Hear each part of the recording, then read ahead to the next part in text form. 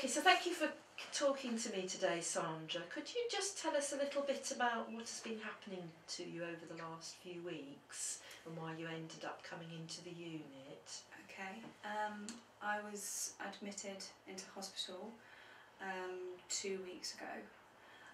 There was an incident that occurred which meant that I was handcuffed and brought into A&E. I then saw a psychiatrist. They admitted me onto this Brandon unit for 28 days, but I was able to go home after 7 days because I'm better again. Okay. And do you know what actually triggered this admission to hospital? Yeah, I had been drinking and I'd been hearing voices and receiving messages through patterns in the carpet and by various different things, and I felt I needed to escape. I felt I was in danger, so I left home and began knocking on the doors of strangers to find sanctuary. And my mother called the police because I wasn't at home. The kids were at home. She was worried about me. I was found and I thought the policeman was my ex-husband and he was trying to kill me. So I tried to hit him and I was quite violent, so I was handcuffed, and that's when I was brought into hospital. And has anything like this ever happened before? No, I began hearing voices about 2 weeks before I came into, before the day of the incident. I've never had anything like that before, the voices and the messages and things like that. Nothing like that has ever happened, but I have had problems with alcohol in the past. Do you want to talk me through your problems that you've had with alcohol when you perhaps first started drinking? Well, my father was a drinker. He left when I was 10, so I don't remember too much of it, but I remember that he was a big drinker and that he was violent. I drank as a teenager with friends at parties, on the street, whatever we could get our hands on, we would drink. I then had my first child quite early on. She's now 16, her name's Keely.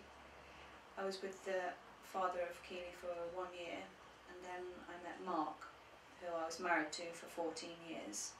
We had 2 children, Aidan and Evie, 11 and 13. But we separated 5 years ago. He was a big drinker, he was very violent. I became very afraid of him, and after we separated I drank a lot more. I would drink every day, all day, from morning till night until I passed out. And then I met Paul. I've been with Paul for the last few years. We have a new baby Simon. He's 6 months old. We have a bit of a destructive relationship. We've been violent towards each other in the past, and we both drink. Although now, after this incident and this spell at the hospital, I won't be drinking anymore. Okay. When you say that you both drink, could you quantify that in terms of how much he drinks and how much you drink? Before I came into hospital, I was drinking a bottle of vodka a day, just cheap vodka, and he would drink the equivalent in other spirits or sometimes vodka. Okay. And was that all the way through all your pregnancies that you were doing that? I did drink when I was pregnant, yeah, but not as heavily as I was drinking during this spell of the last few weeks where things have been really bad. And what's sort of your home situation? Who's in your family? Who lives at home with you besides your older daughter and your partner? Me and Paul, we live at home with the 4 children. On the weekends, Aidan and Evie, they go to my ex-husband Mark. They stay with him at the weekend. My mum, Marilyn, she looks after Simon and the other 2 kids on the weekends. If Mark's not around, on Friday and Saturday Paul and I go out to the pub, so my mum babysits. And Keely, she's 16, she sometimes doesn't come home, she'll stay at friends' houses and things like that, so she's not always around. And has anybody ever sort of talked to you about your drinking before and commented about it? Or? My mum comments all the time about my drinking. She doesn't approve of it, naturally. She has a big issue with Paul's drinking as well. She doesn't approve of him drinking as much as he does. She's happy now that I've stopped. She just hopes that Paul will do the same. And have you ever had any contact with any other healthcare professionals that explored your drinking, or when you were perhaps pregnant, did anybody raise this as an issue? No, I mean it comes up, but I've never accepted any help for it. I don't think I need any help for my drinking. I mean, I've been out of hospital a week and I've only had one drink, so I'm fine. I think I can cope with it on my own. I don't think I need any help.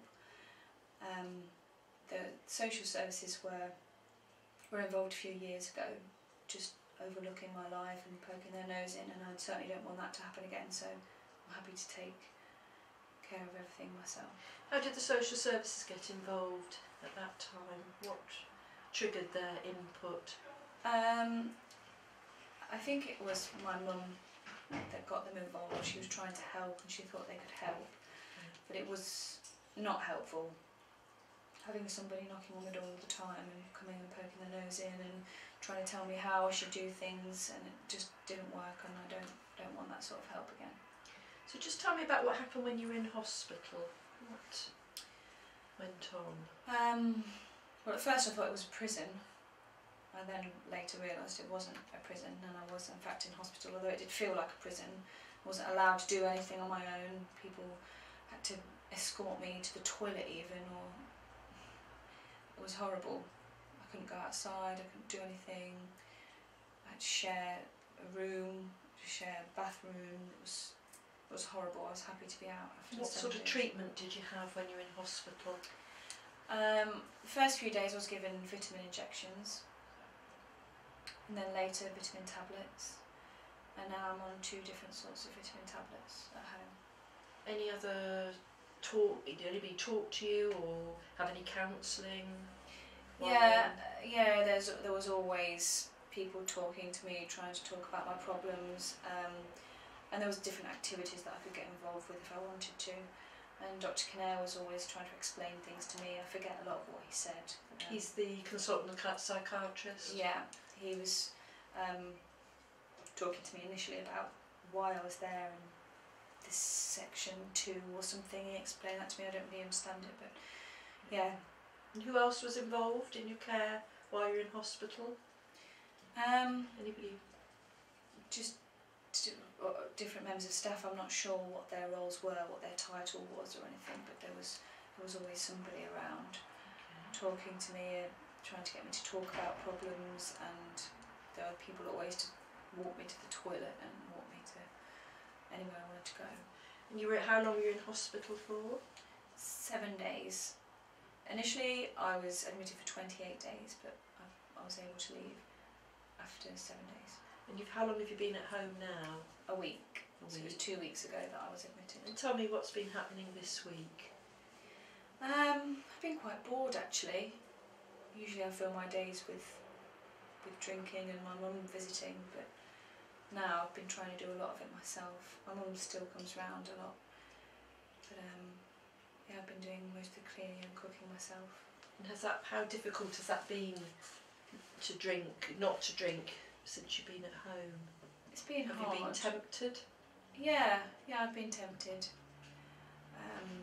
It doesn't help when Keely kicks off and she wants an argument, or when Paul comes home and he's had a drink. It's difficult, but you know, it's been 7 days now and I've coped, so I think I'll be fine. And have you had a drink since you've been home? I've had one drink. Okay. Could you quantify how much that was? It was 1 substantial glass of vodka. And how did that make you feel that you have had 1 drink since you've been? Yeah, okay. I think I'd gone a few days without any, and I thought I can maybe handle 1, and I could handle 1. So I think as time goes by, I'll be able to drink with more control, or not at all. See how it goes. And the family, how are they now that you're back? Yeah, they're happy I'm back. I think Aidan and Evie are happy to be home. My mum's she's still looking after Simon for a lot of the time. That's your youngest, yeah, your 6 months. My mum's helping a lot with Aiden either going to school, taking them and picking them up. Okay. Well, thank you very much for telling us your story. It's okay, thank you.